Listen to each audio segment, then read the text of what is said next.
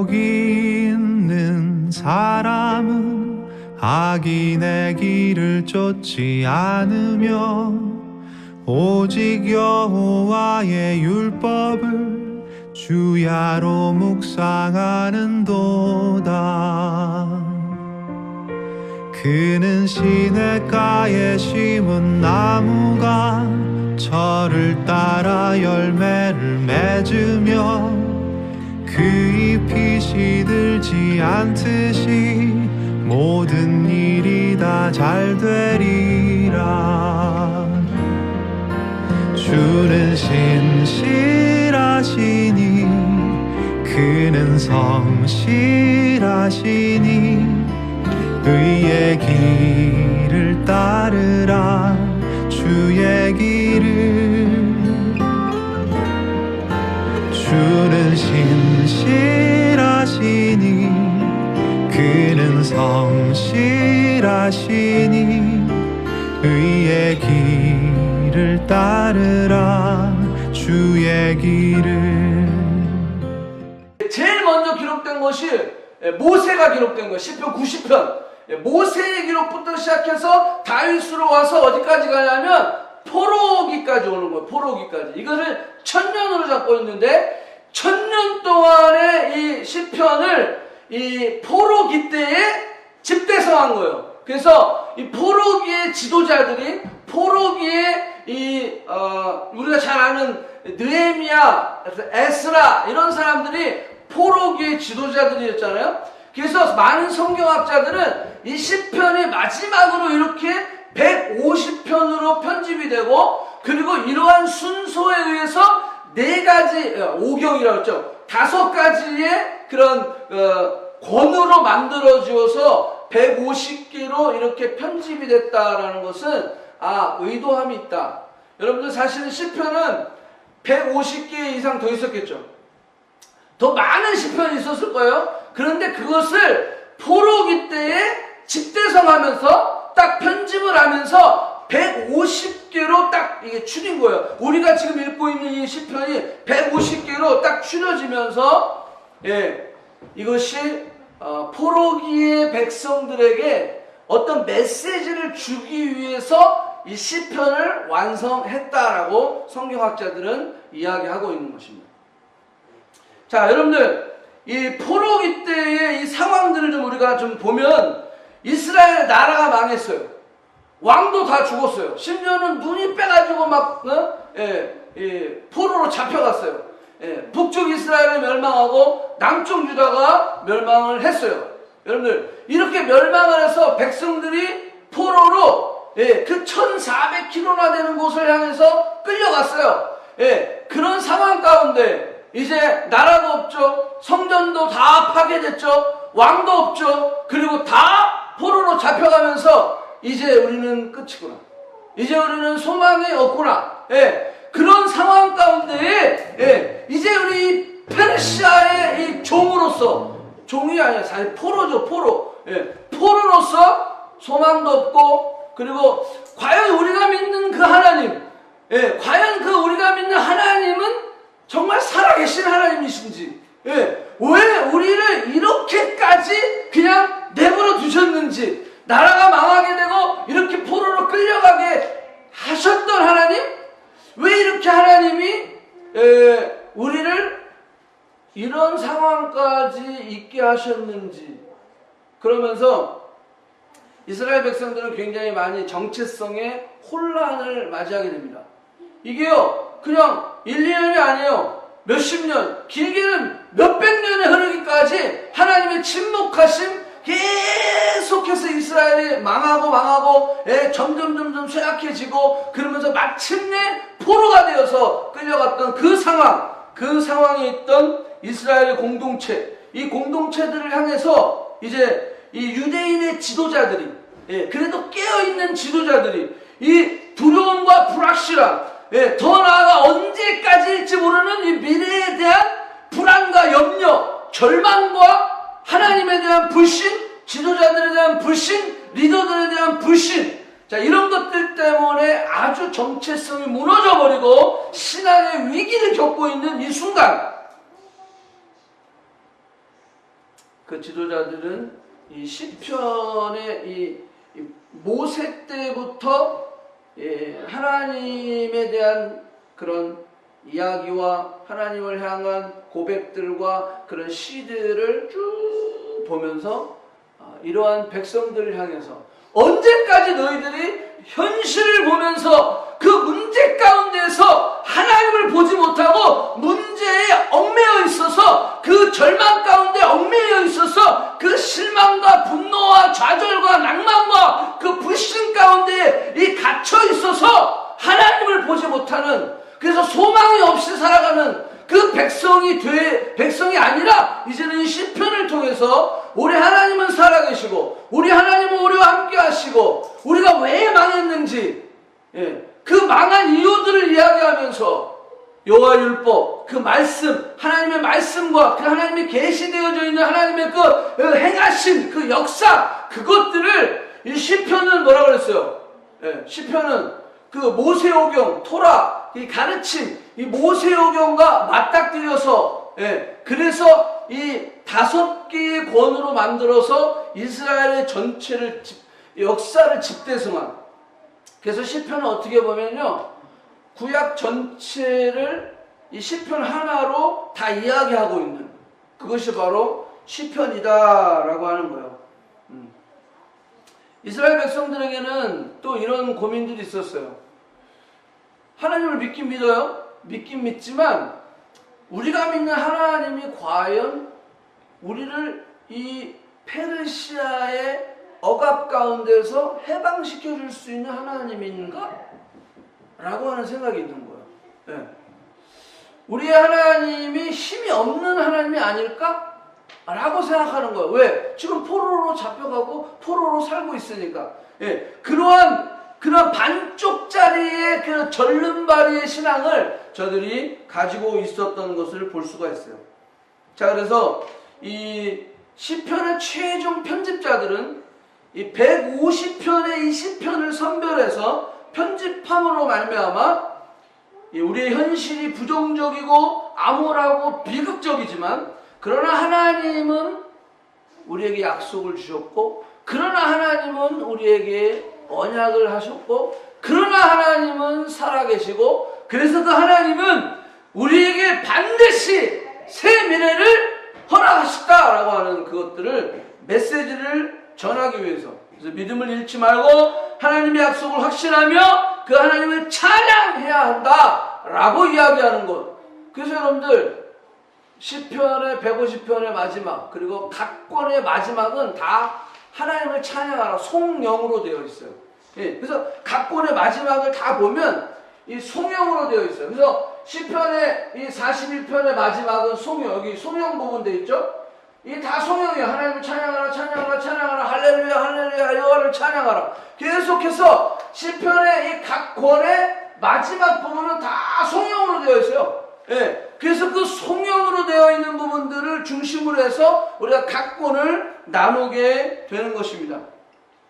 자, 오늘은 19편을 우리가 좀 공부할 텐데, 19편은 이 첫 권에 있는 부분입니다.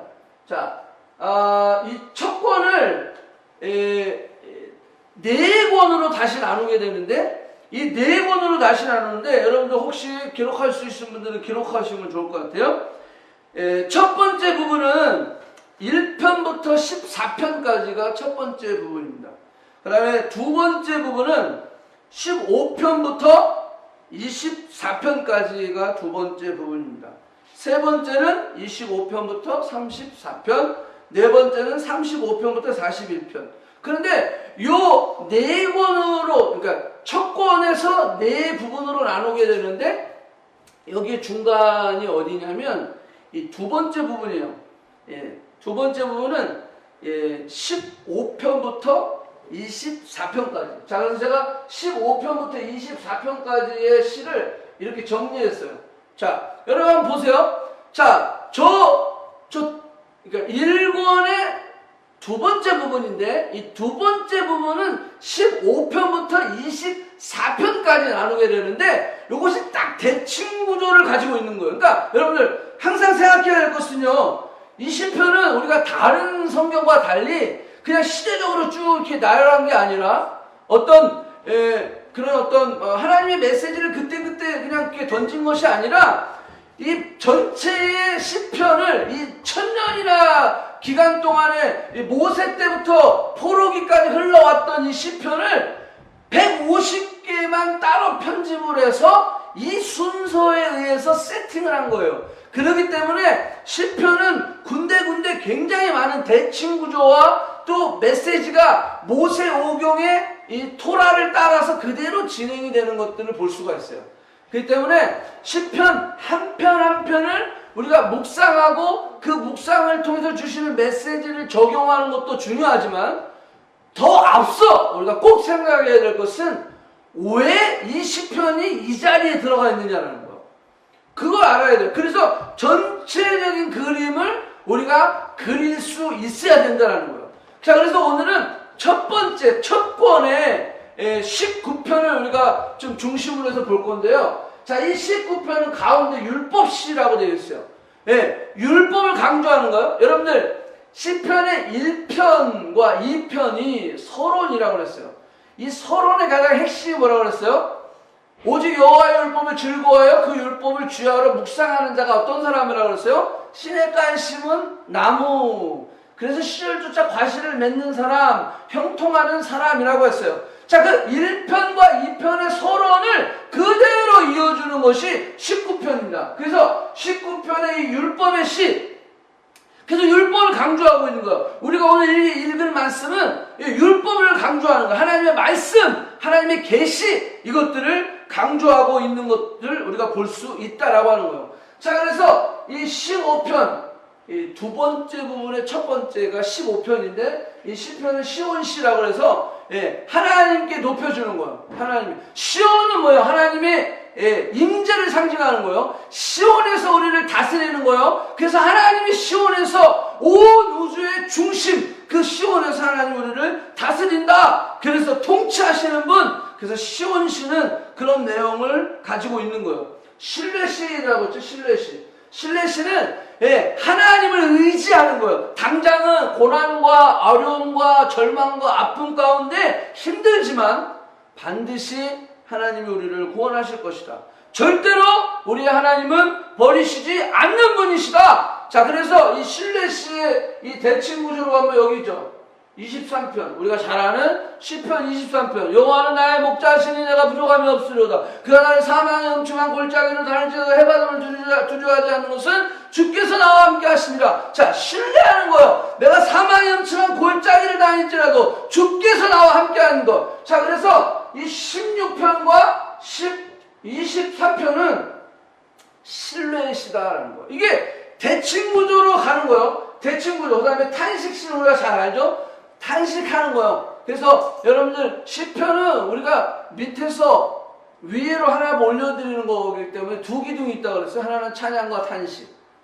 탄식시는 주로 어떤 거라고 그랬어요? 그 안에 저주가 들어있어요.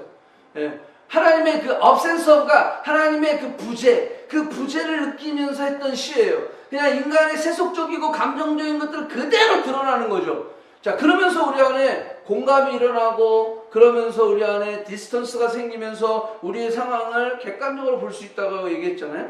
그래서 이 탄식시가 그 안에 들어가 있는 거예요. 자, 그 다음에 중요한 게 제왕시예요. 이 제왕시가 율법시를 감싸고 있죠. 그죠? 자, 이 제왕시는 뭐냐 하면 하나님이 우리의 왕이세요. 맞죠?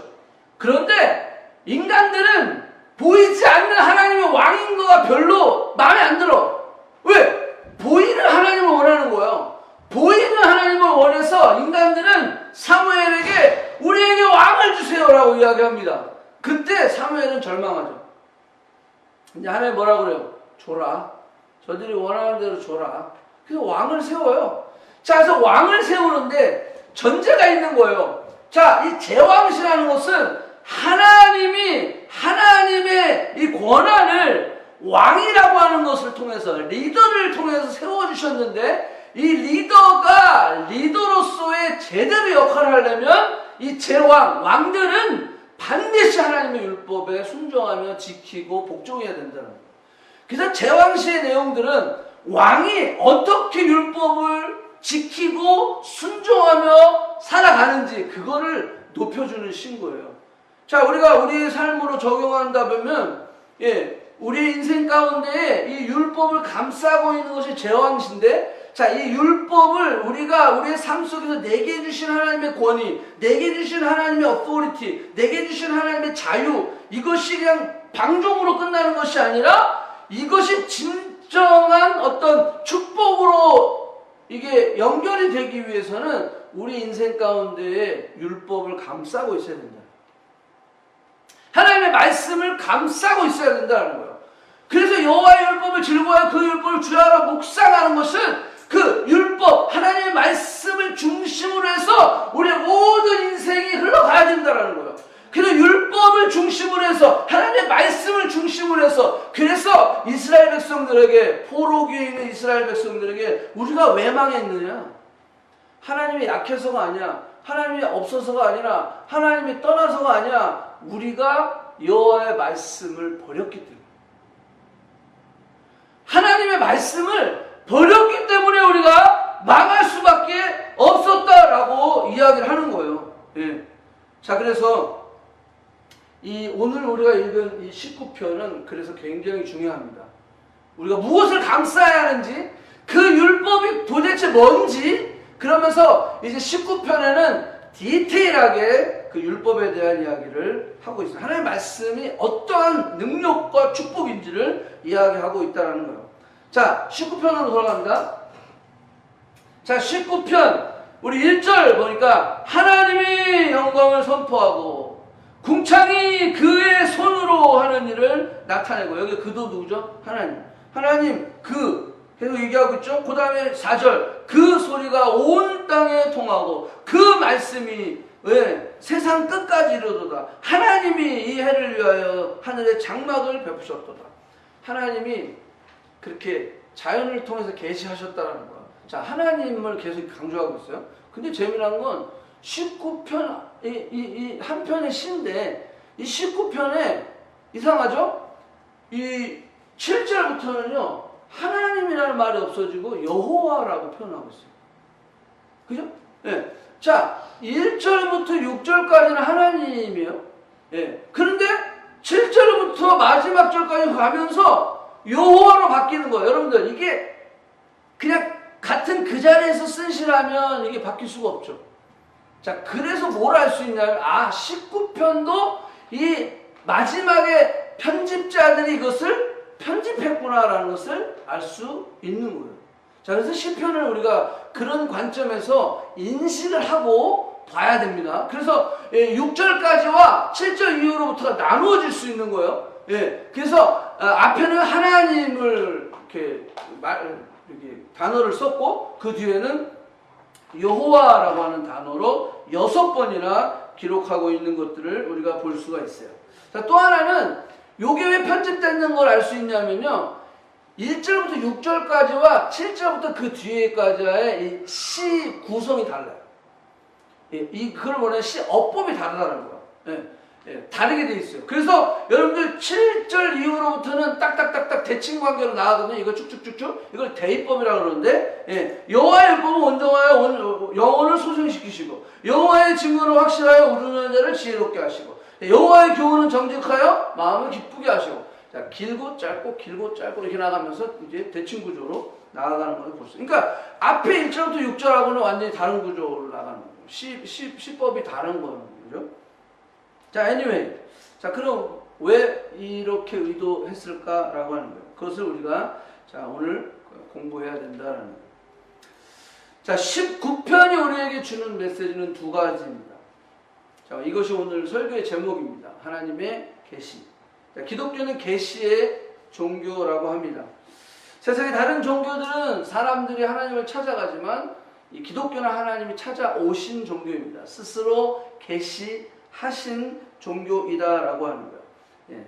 자, 그래서 하나님은 인간에게 이 자연을 통해서 계시하셨고, 또 하나는 말씀을 통해서 계시하셨다라고 지금 이 시편 19편은 이야기하고 있는 것입니다. 자, 이 하나님이 자신을 자연을 통해서 우주를 통해서 자신을 드러내셨어. 인간에게 보이셨다라고 하는 것을 일반 계시라고 그래요. 이게 이제 우리 예수 믿은 지 얼마 안 된 사람한테 좀 힘든 그 단어들인데, 어쨌거나 자연을 통해서 하나님이 그 스스로를 드러내신 거, 이것을 일반 계시라고 그래요. 일반 계시 혹은 자연 계시라고 합니다. 이것이 오늘 본문 1절부터 6절까지예요.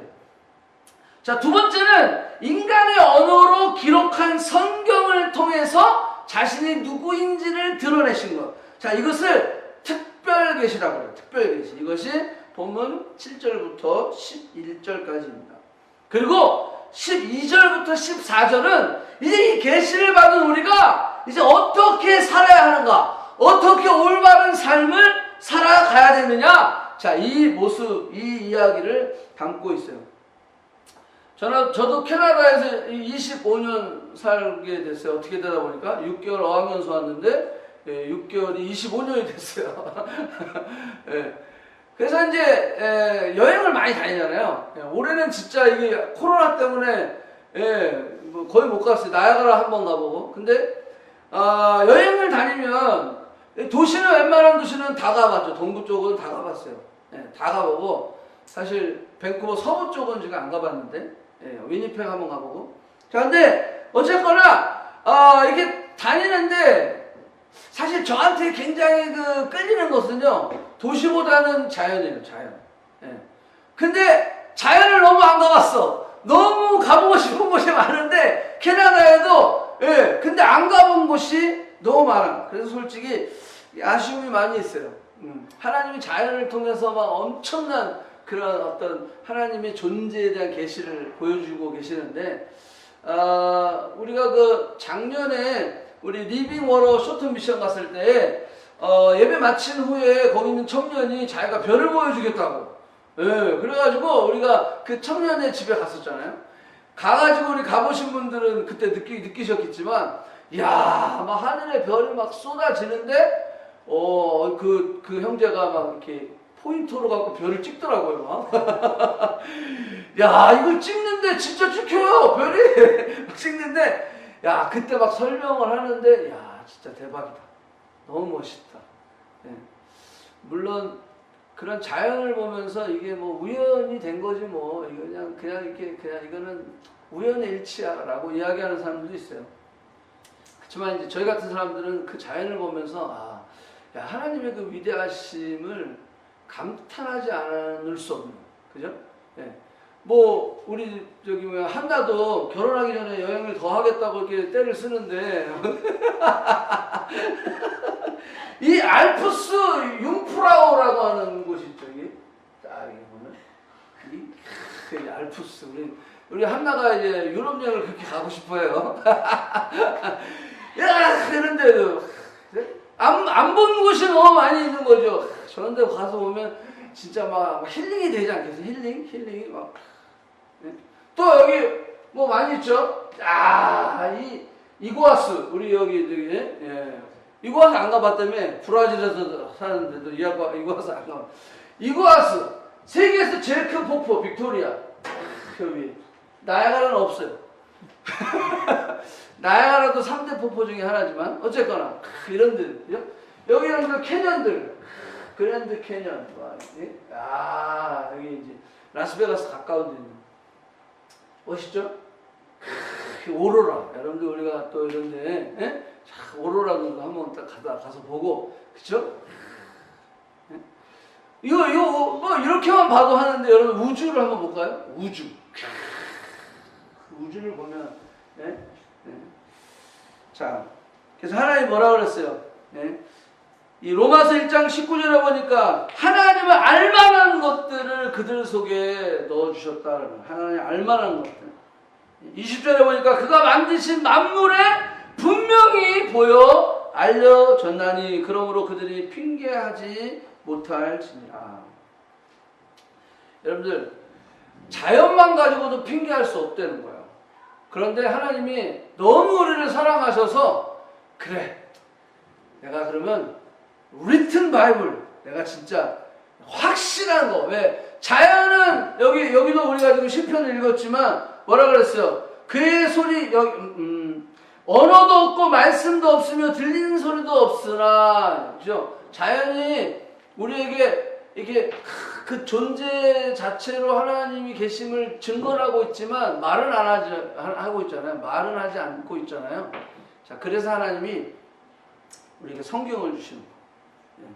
그래서 성경을 통해서 이 자연 계시로도 핑계하지 못하지만 다 하나님의 계심을 드러내셨지만 그럼에도 불구하고 더 확실하게 written 바이블로 통해서 우리에게 그 특별 계시, 그래서 성경을 주시고, 그 다음에 또 뭐라 그랬죠?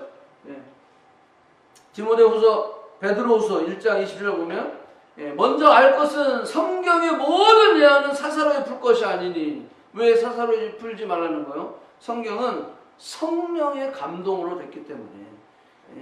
그래서 우리는 사사로이 해석하면 안 된다는 거예요. 성령의 임재하심, 성령의 충만함을 통해서 하나님을 그 성경을 통해서 발견할 수 있어야 된다는 거예요.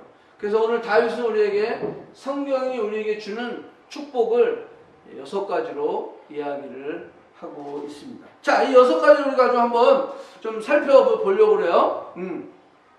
자, 여호와의 율법, 여호와의 증거, 여호와의 교훈, 여호와의 계명, 여호와를 경외하는 도, 여호와의 법, 이건 다 같은 말이에요. 그냥 시니까 똑같은 말을 반복하기가 좀 그렇잖아. 그지? 그러니까 그냥 달리 표현했을 뿐이에요. 이게 다 6가지가 사실은 다 같은 말이에요. 그래서 하나님의 말씀은 이런 뜻이에요. 그냥 율법, 증거, 교훈, 계명, 도, 그 다음에 여호와의 법, 이건 다 그냥 같은 표현이다, 같은 말이다, 여러분들 생각하면 돼요. 그래서 하나님의 말씀은 완전하다, 확실하다, 정직하다, 순결하다, 정결하다, 진실하다, 진짜라는 거예요. 하나님의 말씀은 진짜다라는 거예요. 진짜 거짓이 없다, 반드시 이루어진다 라고 하는 뜻이에요. 그래서 그 말씀은 진짜기 때문에 영혼을 소송케 하고 우둔한 자를 지혜롭게 하고 마음을 기쁘게 하고 눈을 밝게 해주며 영혼을 이르게 하고 우리를 의롭게 한다라고 하는 거예요. 자, 우리가 첫 번째 여기 보면 뭐죠? 여호와의 율법은 완전하여. 하나님의 말씀은 완전하, 퍼펙트하다, 진짜다. 그래서 뭐 한다는 거예요? 우리의 영혼을 소생시켜준다. 영혼을 소생시켜준다. 이건 뭐냐면 life, 우리에게 life를 준다는 거야. 생명을 준다는 거야. 영원한 생명을 준다는 거야. 예수님은 길이요 진리요 생명이다. 생명, 나로 말미암지 않고는 아버지께로 갈 자가 없다 라고 이야기하는 거예요. 그 life, 하나님의 말씀은 바로 우리에게 생명을 준다라고 하는 거예요. 예수님도 광야에서 40일 금식을 마치고 사탄에게 시험을 나가셨어요. 야, 배고프지? 이 돌로 떡 만들어 먹을래? 그랬더니 예수님이 뭐라 했어요? 사람이 떡으로만 사는 것이 아니야. 하나님의 입으로 나오는 말씀으로 산다. 여기서 산다라는 게 living life라고 얘기하는 거예요. 무엇으로 life 사냐? 하나님의 말씀으로 산다라는 거예요. 떡이 필요 없다는 말이 아니라고 그랬어요. 떡이 필요해요. 그렇지만 더 중요한 것은 너의 육신이 중요한 것보다 더 중요한 것은 영혼이다라는 거예요. 영혼이 살아야 된다는 거예요. 육신이 아무리 살아도 영혼이 죽으면 그것은 무슨 소용이 있겠냐라는 거예요. 그래서 이 진정한 삶, 이 life, 이것은 그 말씀을 통하여 이루어진다라는 거예요. 그래서 우리가 말씀을 통해서 이 말씀을 통해서 우리가 공급을 받을 때 우리의 영이 살고, 우리가 영이 살 때에 우리 육신은 우리의 목적대로 사명대로 살아갈 수 있다라는 거예요. 근데 영이 죽었어. 영이 죽은 영이 박사학위를 뒤집어 쓰고 죽은 영이 돈벼락을 맞아. 이렇게는 좀 너무 과한가? 어쨌거나 돈을 많이 막 떼돈을 벌었어. 영이 죽었는데 그러면 그 육이 그 돈을 어떻게 쓰겠어요? 그죠? 결국 멸망하는 거예요. 결국 망하는 거예요. 결국 목적을 잃어버린 돈이 되는 거예요. 결국 방향성을 잃어버린 돈이 되어버리는 거예요. 방향을 잃어버리고 목적을 잃어버린 돈. 그것은 멸망하는 거예요. 죽는 거예요. 그건 축복이 아니라 저주이다라고 하는 거예요. 우리 영혼의 목적은 하나님의 말씀을 통해서 받을 수 있는 거예요. 우리의 영혼의 목적, 삶의 목적, 이 생의 목적, 비전과 사명은 말씀을 통해서 공급받아야 우리는 올바른 방향으로 나아가는 거예요. 그것이 사는 삶이다. 말틴 루터는 젊어서 이 로마로 성지순례를 갔대요. 그래서 빌라도의 계단에서 무릎으로 막 고행을 했대요. 무릎으로 올라가는 거야. 자, 그러다가 이 계단 중간쯤에 로마서 1장 17절 말씀, 의인은 믿음으로 말미암아 살리라. Justification by faith. 이 말씀을 깨닫고 그의 영이 살아납니다. 그래서 종교 개혁을 할 수 있었던 거예요. 성 어거스틴은요, 젊어서 엄청 방황했던 자였어요. 예, 막 그냥 뭐 술로 여자로 막 방황했던 사람이었어요. 그런데 예, 어느 집에서 또 친구 집에서 그냥 취해서 누워 있는데 자꾸 예, 이 집어서 읽으라, 집어서 읽으라라는 말씀이 막 들려오더래요. 그게 내면의 소리겠죠? 예, 집어서 읽으라, 집어서 읽으라라는 소리를 계속 들리는 거예요. 그래서 봤더니 옆에 성경책이 있더래요. 이게 성 어거스틴의 실화예요. 그 성경책을 들고 읽다가 바로 로마서 13장 14절의 말씀, 오직 주 예수 그리스도로 옷 입고 정욕을 위하여 육신의 일을 도모하지 말라. 자기가 정욕을 위해서 육신의 일을 도모했거든요. 근데 그 말씀을 딱 보고 로마서 13장 14절의 말씀을 보고 그의 모든 방탕생활을 그는 청산하고 새 사람이 되었다는 거예요. 여러분들 잘 아는 미국의 18세기 대부흥가 조나단 에드워드, 예? 조나단 에드워드도 마찬가지 잘 나겠었어요. 예. 13살에 예일 대학에 들어갔어. 13살에 예일 대학에 들어갔어. 그리고 17살에 이 조나단 에드워드는 수석으로 졸업을 했어. 17에. 와우. 이거 엄청나죠? 그런데 그는 말씀 앞에 디모데전서 1장 17절의 말씀을 딱 읽고 나서 내가 나의 영광을 위해서 사는 것이 아니라 홀로 하나이신 하나님께 존귀와 영광이 세세토록 있을지어다 아멘 하고 그는 일어나서 부흥사의 역할, 하나님이 나를 그 거룩한 존재로 만드는 존재의 그런 것을 깨닫고 그는 그런 18세기 미국의 대부흥의 주역이 되었던 조나단 에드워드가 될 수 있었던 것이다라는 거예요. 여러분들, 그 하나님의 말씀은요, 이처럼 살아서 운동력이 있는 거예요. 그래서 우리의 심령의 골수를 쪼개는 거예요. 그래서 우리의 영혼을 소생시키는 거예요. 예, 진정한 삶을 주는 거예요. 그래서 다윗이 이 19편에 그렇게 고백하는 거예요. 여호와의 율법은 완전하여 퍼펙트해서 우리의 영혼을 소성시킨다라고 그는 고백하고 있는 거예요. 아멘. 자, 두 번째로 뭐죠? 오멘. 예, 여호와의 증거는 확실해요. 그죠? 증거가 확실하다는 거예요. 여러분들 법정 드라마 보면 그런 게 있죠. 심증은 있는데 물증이 없어. 증거를 갖고 와! 뭐 이러나 증거를 갖고 와. 증거가 확실하면 딱 잡아낼 수 있는데 이 정도 가지고는 안 된다는 거예요. 이 정도 가지고는 다 피해 간다는 거예요. 확실한 증거를 갖고 와. 근데 뭐요? 여호와의 말씀은 확실한 증거다라고 하는 거예요. 확실한 증거다라는 거예요. 우리의 하나님의 말씀은 죽은 영혼을 살리는 능력일 뿐만이 아니라 확실한 증거가 돼가지고 뭐라 그랬어 거기? 우둔한 자를 지혜롭게 한다라고 이야기하고 있어요.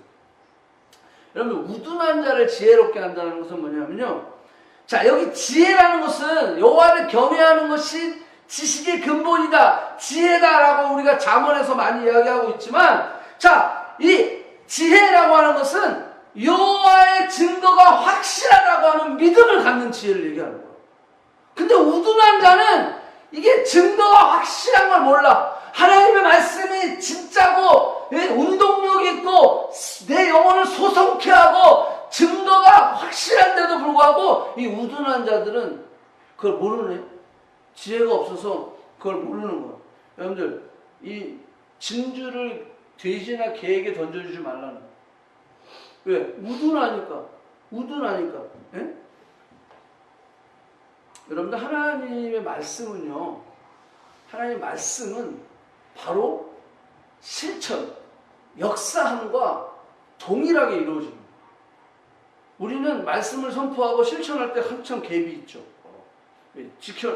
지켜나가는데 늘 시간이 걸려요. 그런데 하나님의 말씀은 딱 선포되면 빛이 있으라! 그러면 빛이 쫙 있는 거예요. 하나님의 말씀은, 약속은 바로 실천과 딱 연결되어 있는 거예요. 우리가 보이지 않지만 하나님의 말씀이 선포되어졌을 때 하나님은 일하고 계시는 거예요. 아멘? 그런데 우리가 자꾸 타이밍을 내 타이밍으로 맞춰가려니까 힘든 거야. 하나님은 일하고 계시다니까요, 지금도. 아멘?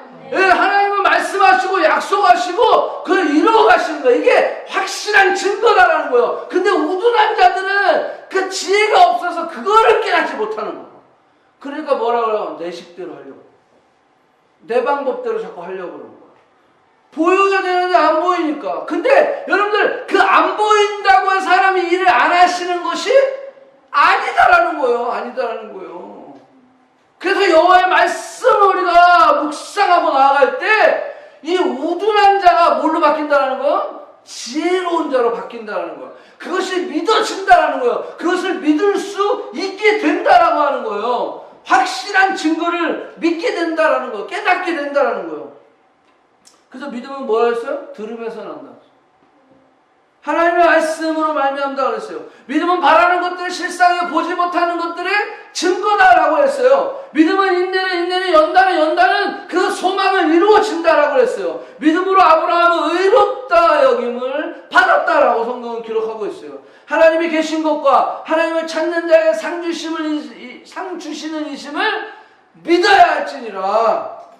여러분들, 이 믿음이 바로 하나님의 말씀을 통해서 오면요, 이 우둔한 자가 지혜로운 자가 될 수 있다. 이 증거를 믿을 수 있게 됐다는 거예요. 그 하나님의 말씀이 우리 영혼을 소생시키시고 그 말씀을 통해서 우리의 우둔함이 지혜롭게 되기 때문이다라고 하는 거예요. 어리석은 자요, 네가 아무리 재물을 모으고 아무리 다 뭔가를 네가 이루었다고 해도 오늘 밤에 내가 너를 부르면 그 재물이 누구 것이 되겠느냐? 이 미련한 자. 바로 그거거든요. 우리는요, 그런 미련한 자의 삶을 자꾸 살아가려고 그래요. 사단이 그걸 자꾸 유혹을 해. 세상이 그렇게 살아야 성공하는 사람이라고 자꾸 이야기하고 있어. 그죠? 세상은 그렇게 얘기하고 있죠. 그래서 우리의 물질, 명예, 육신의 정욕, 안목의 정욕, 이생의 자랑으로 쫓아가게, 그게 전부야! 라고 우리를 유혹해 가죠. 그게 우둔한 자죠. 오늘 밤에 너를 내가 부르면 그것이 네 것이 되겠느냐? 여호와의 증거는 확실하여 복음을 모르고 죽어가는 영혼들을 결국 지혜롭게 하고 하나님의 말씀이 우리 안에 살아나게 하는 것입니다. 자, 세 번째. 자, 여호와의 교훈은 정직하여 마음을 기쁘게 했다라는 거예요. 자, 하나님의 말씀은 영혼을 살리는 힘을 가지고 있고 어리석은 자에게 하늘의 지혜를 줄 뿐 아니라 이 세상이 줄 수 없는 진정한 기쁨을 줄 수 있다라는 거예요. 그래서 다윗은요, 8절에 그렇게 고백하는 거예요. 여호와의 말씀이 마음을 기쁘게 해가 보니까 10절에 뭐라고 기록하고 있냐면 꿀과 꿀송이보다 더 달도다. 여러분들 잘 알죠? 다윗은요, 목동이에요, 목동. 여러분, 목동이 그 양을 치다 보면요, 그때 당시에 진짜 그 바위 틈이나 어딘 이런 틈 속에 이런 옆에 어떤 비트윈 덤띵에 그런 꿀들이 이렇게 그 이제 벌들이 꿀을 채취해 놓은 것, 이제 그런 것들이 있어요. 자, 그런 것들을 목동인 다윗은 먹었을 거예요.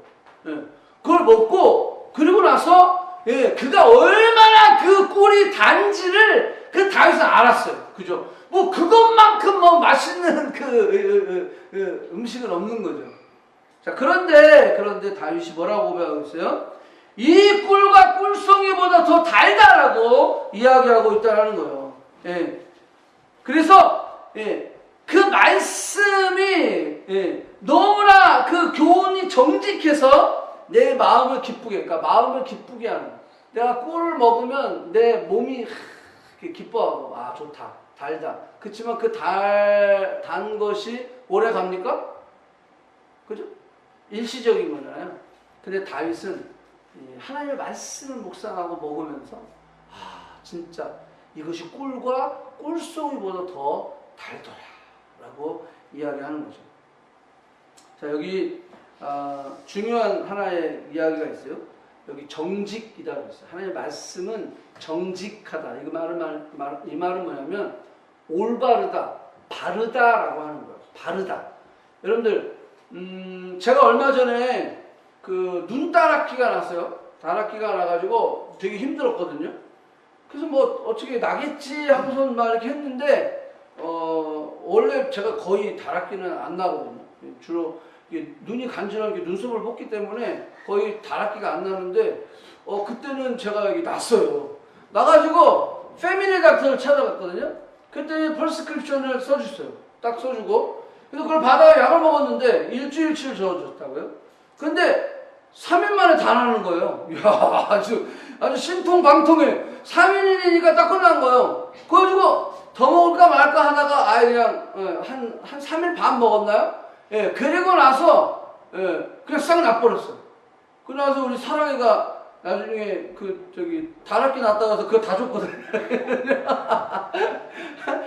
여러분들 제가 무슨 얘기를 하려고 했냐면 여러분들 처방이 정직하면 그 말은 뭐냐면 아까 뭐라죠? 옳다 바르다라는 거예요. 여호와의 말씀은 정직하여 여호와의 말씀은 바른 거예요. 옳은 거예요. 자 우리의 그 의사의 처방이 옳으면 그 옳은 처방을 가지고 약을 사서 먹으면 치료가 되게 되어 있어요. 그죠? 예. 처방이 옳으면 반드시 치료의 효과가 일어나게 되어 있다는 거예요. 자, 여호와의 말씀은 정직하여 여호와의 말씀은 옳아. 여호와의 말씀은 이게 바른 말이야. 옳은 말씀이야. 그러기 때문에 우리의 마음에 진정한 기쁨을 준다라고 하는 거예요. 왜? 그것이 정직하기 때문에, 그것이 바르기 때문에. 여러분들 신앙인이 된다는 것은 우리의 마음 안에 기둥을 하나 세우는 것입니다.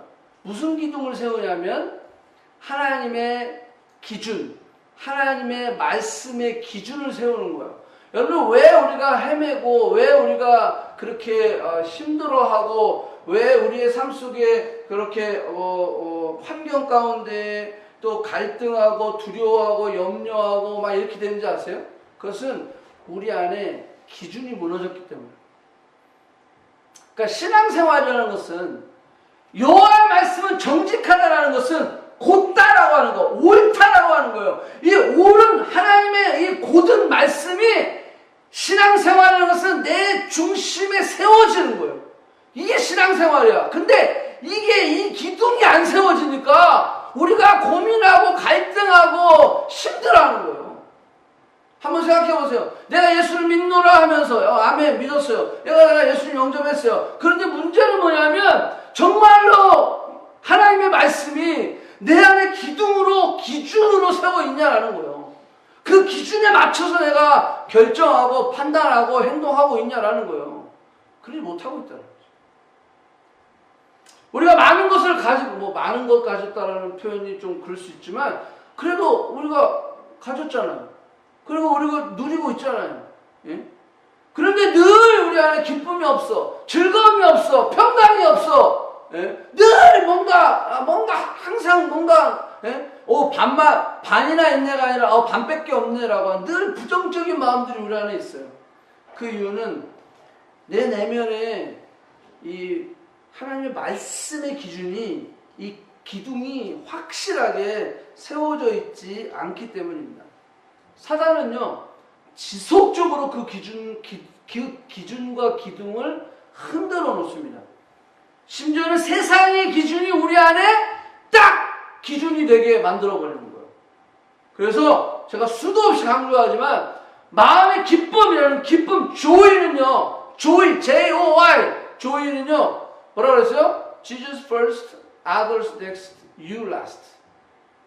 자, 여러분들 하나님의 말씀이 기둥이 돼서 우리의 삶의 기준이 된다면 먼저 그 나라와 그 의를 구하는 거죠. 그러니까 Jesus first, others next, you last가 되는 거야. 근데 세상의 기둥이 우리 안에 세워져 있으면 뭐라는 줄 알아요? You first, not Jesus.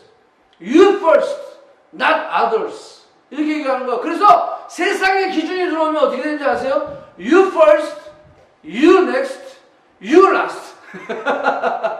다 나중심이 되는 거예요. 나중심이 되는 거예요. 응? 그래서 여호와의 말씀은 그렇게 분명한 정직, 교훈은 정직하여 우리의 마음을 기쁘게 하도다. 자, 네 번째, 여호와의 계명은 순결하여 뭐 한다고요? 눈을 밝게 한다라는 거예요. 눈이 밝아진다라는 거예요. 우리의 허물을 깨닫게 된다라는 거예요. 우리의 죄를 깨닫게 된다라는 거예요. 우리의 연약함들을 깨닫게 된다라는 거예요. 우리는 솔직히 우리 앞에 서는 것을 두려워요. 왜냐하면 내가 봐도 나는 사실은 너무 아니야. 그럴 때가 많거든요. 저도 목사지만 목사로서의 그런 어떤 정말 하나님의 그 말씀 앞에 내가 딱 섰을 때 야, 너는 진짜 목사로 자격이 있니? 그렇게 질문한다면 솔직히 저 자격 있어요. 막 이렇게 대답하기가 조금 뭐예요. 왜냐하면 나도 허물이 있고 나도 그런 하나님 앞에 뭐랄까 지금 여기 말씀처럼 눈을 밝게 하나님의 말씀이 들어오면 들어올수록 나는 정말로 이 죄인 중에 죄인이 되는 거죠. 그러니까 바울이 그의 그 사도의 그 사역을 감당하면서 그가 점점점 했던 고백이 그거예요. 오라 나는 공고한 사람이라 누가 사망의 몸에서 나를 건져내라. 왜? 하나님 앞에, 하나님 말씀 앞에 우리가 계속 가까이 가면 갈수록 우리는요, 우리의 눈이 밝아져가지고, 우리의 허물과 죄를 다 보게 되는 거예요. 하나님의 말씀 가운데 그렇게 나아갔을 때 그렇게 된다는 거예요. 근데 이게 하나님 앞에 나아가지 못하면 어떻게 되냐면 우리가 어두워지는 거예요, 점점. 여러분들, 죄라는 것이 그겁니다. 우리 허물을 깨달아야 죄를 고백할 거 아니에요. 근데 이 죄라는 놈은 한두 번 할 때는 좀 짜릿해요. 근데 이게 한두 번이 반복할 때는요, 요게 이제는 뭐랄까, 우리 에서 크리스찬일 때는요, 뭐가 있냐면 우리 안에 길티가 오게 돼 있어요. 길티가 와요. 이게 안 해야 되는데, 근데 자꾸 이게 반복하다 보면 이게 습관이 되는 거야. became habit이 되는 거야. 근데 안 해야 되는데 자꾸 하게 되는 거예요. 그 guilty, 죄책감에 빠져들게 되는 거예요. 여러분들, 이 죄라는 것이 그거예요. 처음에는 한두 번, 야, 괜찮아, 한두 번, just once, it's okay, just do it, anybody do it. 그냥 너도 해도 돼. 이렇게 된다고. 그 한두 번이 결국 우리의 눈을 어떻게 돼요? 가리게 되는 거예요. 여러분 보세요. 여기 지금 같이 예배드리는 사람 모르겠지만 여기 온라인으로 보시는 분 보세요. 자, 여기 아주 작은 거지만 이게 가까이 가서 화면을 가렸어요. 보입니까? 안 보이죠? 자, 봐요. 보이죠? 여기 작은 거지만 한두 번에 제가 이렇게 들어오면요, 우리 눈을 다 가려버리는 거예요. 그럼 먹통 되는 거예요, 먹통. 그러면 그 안에 빠져들어가는 거예요. 죄라는 것이 그거예요. 작은 거지만 그걸 용납하면, 그걸 받아들이기 시작하면 이제 다 가려버리는 거야. 다 가려버리는 거예요. 그래서 여호와의 말씀이 순결하여 우리를 깨끗게 해주신다는 거예요. 그 말은 뭐냐면 죄를 드러나게 하셔서 죄를 회개하게 해서 우리를 깨끗하게 해주신다는 거예요. 여호와의 말씀이. 아멘. 여호와를 경외하는 도는 정결, 아까 순결해요. 순결은 깨끗게 하는 거예요. 자, 이 정결은 뭐냐면 하나님 앞에 나아가는 사람들이 without defect, 흠이 없어야 되는 거예요. 자, 그래서 여러분들, 정결한 마음 주시옵소서. 주님, 정결함을 가지고 여기 보니까 그 정결함을 통해서 우리를 어떻게 한다고요? 영원에 이르게 한다라고 하는 거예요. 이스라엘 백성들이 하나님께 제사를 드릴 때 제1 원칙이 뭔지 아세요? 정결함이에요. 정결함. 예배를 드릴 때 제1원칙이 정결함이에요. 여러분 예물을 드려야 되는데 소를 바칠 수 있는 상황이 안 되면 양이나 염소를 바치라고 그랬어요. 양이나 염소를 바칠 수 있는 상황이 안 되면 비둘기락도 바치라고 그랬어요. 예, 뭔가는 하긴 해야 돼. 재물, 예배에 재물이 없으면 그거는 예배가 아닌 거예요. 재물의 필수는, 예배의 필수는 재물인데 거기서 가장 중요한 것은 정결함이에요. 소 안 드려도 돼요. 소가 안 되면 양이나 염소락도 드리라는 거예요. 양이 안 되면 비둘기락도 드리라는 거예요. 근데 중요한 것은 뭐를 드리든 정결해야 됩니다. 그게 중요한 거예요. 소를 드렸어. 하나님 내가 비싼 거를 드렸어요. 근데 정결하진 않아. 그럼 아무 소용없는 거예요. 예? 내가 헌금을 몇백억을 했어. 몇 억을 했어. 근데 그게 정결한 돈이 아니야. 소용없는 거예요. 정결함. 우리 내면의 구석구석까지 하나님은 그 정결함을, 그래서 그것이 영원까지 하나님께서 우리를 그리스도에게 부르시는 그날까지 말씀을 통해서 우리가 정결하게 되고, 아까 얘기한 말씀을 통해서 순결하게 되고, 말씀을 통해서 정결하게 되고, 그리고 마지막은 뭐라 그랬어요? 여호와의 법은 진실하여 다 의로우니라. 하나님의 공의로우신 판단은요, unfair한 게 없다라는 거예요. unfair한 게 없다. 목사님이 전도할 때 늘 친구들이 짓고 주는 질문이 그런 거였어요. 야, 너 맨날 이렇게 예수 믿으라 그러고 하늘나라 가자고 그러는데, 야, 세종대왕이 하늘나라 갔겠냐? 아니면 지옥 갔겠냐? 이순신 장군이 하늘나라 갔겠냐? 지옥 갔겠냐? 그렇게 질문한단 말이에요. 예? 근데 저는 그렇게 얘기하는 거예요. 하나님은 공의로우신 하나님이시기 때문에 절대 unfair하지 않아요. 이순신 장군이든 세종대왕이든 절대 unfair하게 지옥 하늘나라 나누지 않아요. 정확하게 하나님은 공의로우시기 때문에 하나님의 판단은 정확한 거야. 다 의로우신 거야. 그렇기 때문에 이순신 장군에게 세종대왕이 어디 갔는지 걱정하지 마. Don't worry about it. What about you? 너는 하늘나라 갈 것 같아? 지옥 갈 것 같아?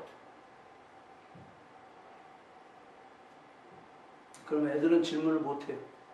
왜냐하면 자기가 어디 갈 건지 속으로는 찔리거든. 여러분, 하나님의 법은 진실해서 다 의롭다라는 거예요. 공의로운 하나님의 심판대 앞에 어느 누구도 이의를 제기할 수 없다라고 하는 거예요. 아멘? 자, 마지막.